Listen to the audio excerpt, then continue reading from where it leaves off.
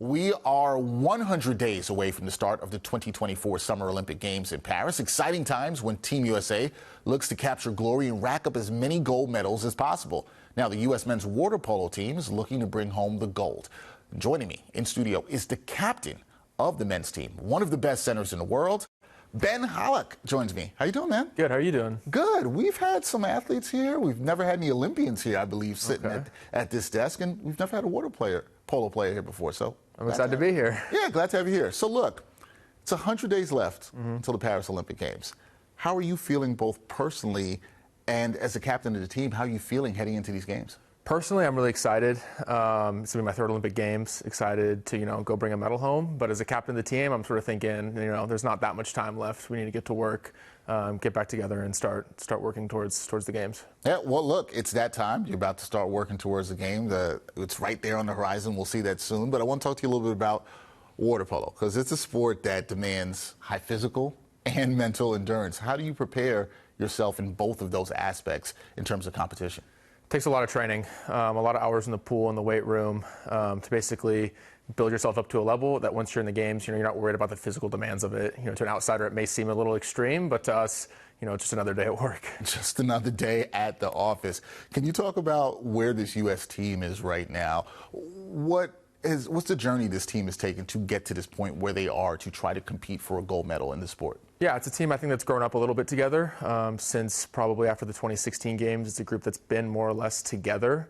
Now this will be our second Olympics. It's the core group sort of being there. We've made some huge improvements in some of the tournaments since then, and I think looking into Paris, we could pull off a really good result. All right, so you got some continuity there with the team. You think that should bode well for you when you look at the competition? Which countries do you see as the biggest challenges at the Olympic Games, and why are they the biggest challenges to the U.S. team? Yeah, historically, the Eastern European teams have always been really strong. The Hungaries, Croatia, Greece, Serbia, those are sort of like the historical greats who've won. Serbia's won 2 gold medals in a row. Then also Italy and Spain have been really strong. So there's, it's a pretty balanced, pretty even. There's probably 6 or 7 teams that could be a threat to bring home the gold medal. All right, but you feel like you guys are one of those teams as well, too, that could be in there? For sure. All right, there you go. Like that confidence there for sure. Now, water polo is growing in popularity in the U.S., but what do you think can be done to further promote the sport across the country? Yeah, I just think access to more kids trying it, honestly. I think just getting into the sport is a little difficult sometimes in terms of, you're not sure if you're a good enough swimmer, but I think when kids jump in the pool and they realize the physicality, the tactics, and how fun it can be to play with your friends, I think it will pick up even more. All right, just about the access and getting people in the pool and playing the sport. How do you think the team performing in this upcoming Olympics, right? How do you think that could impact the growth of the sport in this country?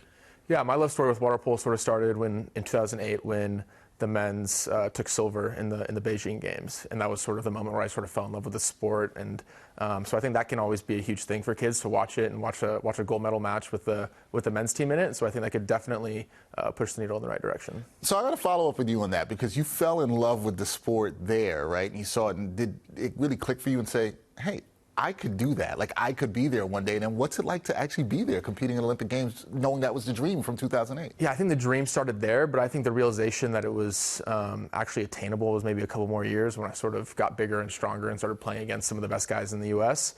But, being able to, your dream got to start somewhere. And so that was, watching that team win, and it's been really special to be now going to the Olympic Games, watching the opening ceremonies, and then being in the pool it's a dream come true, quite literally. Well, hey, you're living the dream, right? You're living the dream. You're going to compete in your 3rd Olympic Games coming up this summer. You're the captain of the team, but besides yourself, who is a player on this water polo squad that fans should keep their eye on? Who's a player that people should be watching in this coming Olympic Games? I'm going to have to say Alex Bowen. He's going to be another upcoming 3-time Olympian. He's probably one of the best, if not the best shooter on our team. Throws the ball insanely hard. You'll be impossible to miss. And so I would say Alex Bowen. All right, Alex Bowen. Keep your eye on that, folks. Last thing for me.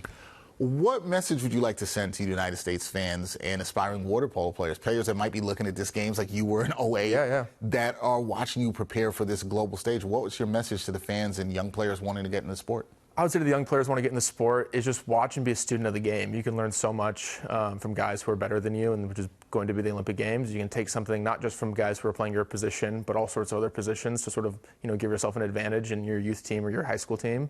and to fans, just to enjoy. It's again, physically it's an incredible sport. Tactically, it's an incredible sport. So just enjoy and watch as many games as you can.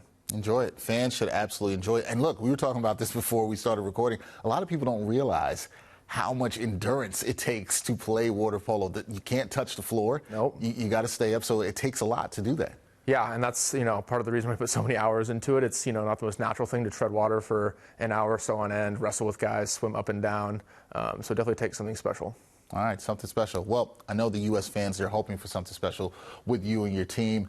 Ben Hallock, appreciate you, captain of the U.S. men's water polo team. Catch him this summer in the Olympic Games, and hope you get that gold for us, man. Thank you. I appreciate you. That is Ben Hallock, as I said, captain of the U.S. men's water polo team. We'll have more coverage, hopefully, of water polo or other Olympic sports as we get closer to the Olympics.